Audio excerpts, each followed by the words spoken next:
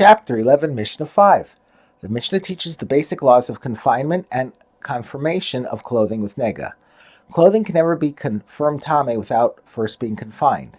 Accordingly, our Mishnah opens with a discussion of the Kohen's examination after the first week of confinement. The Mishnah deals with one of three situations at the end of the first week of confinement. 1. The Kohen finds the nega not to have changed, meaning that it retained its original deep green or deep red color and also did not spread. 2. The nega spread. Or 3. The nega's color dulled to a less deep shade of green or red. The laws of a nega that remained unchanged. A nega that remains unchanged at the end of the first week of confinement, i.e. it did not spread and its color remained bright green or bright red, is washed to see if the nega can be removed.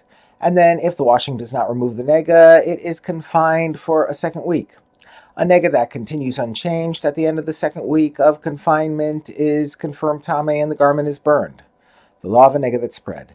A nega that spreads during either the first week or the second week of confinement is confirmed tame and the garment is burned. The laws of a nega that dulls becomes less deep in color. If the nega turns dull during its initial inspection, i.e. it was deep green or deep red when the Kohen first examined it, but before the Kohen had a chance to confine it, it turned a dull shade of green or red, Rabbi Ishmael says the nega is washed to see if it can be removed, and then, if the washing does not remove it, it is confined.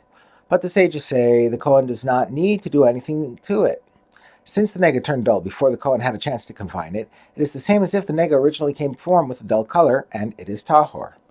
If the nega turns dull at the end of the first week of confinement, it is washed to see if the nega can be removed. And then if the washing does not remove it, it is confined for a second week.